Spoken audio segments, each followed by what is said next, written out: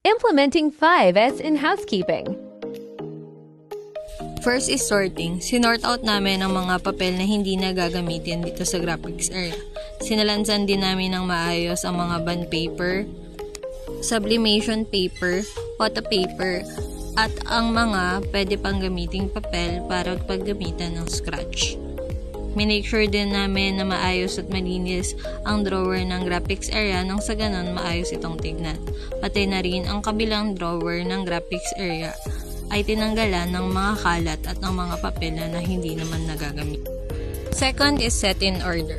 Sa stockroom area naman, ine-rearrange namin ang mga dry fit premium based sa garments label nito per color at pati na rin ang mga sizes nang sa ganon mabilis makuha at makita ang mga stocks na ating hinahanap. Maganda rin na masaayos ang bawat pagsasalansan ito nang sa ganon ay hindi ito magulo tignan.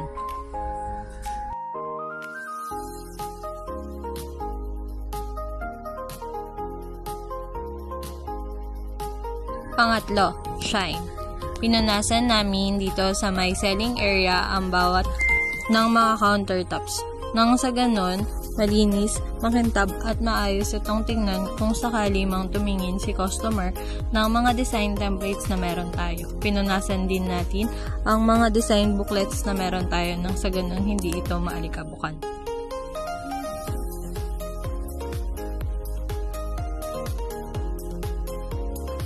Pinunasan din natin itong flipbook na meron tayo dito sa may front area ng selling area. Nang sa ganon, pag binuklat ito ni customer at hinawakan ay hindi malikabok.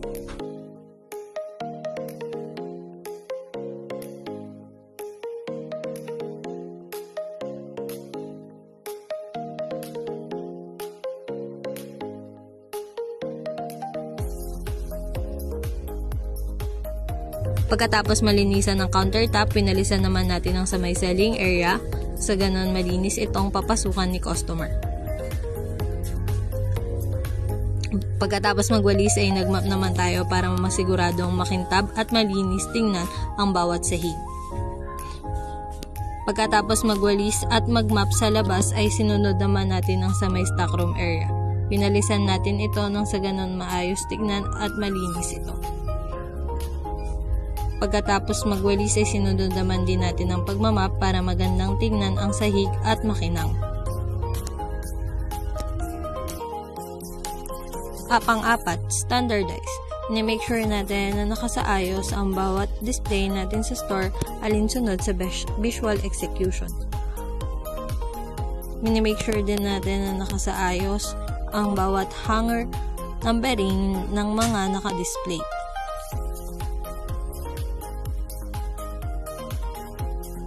At ang panghuli, sustain.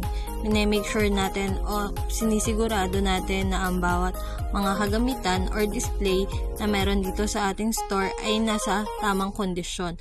Nang sa ganon, mapanitili natin na maayos, malinis, at nasa tamang kondisyon.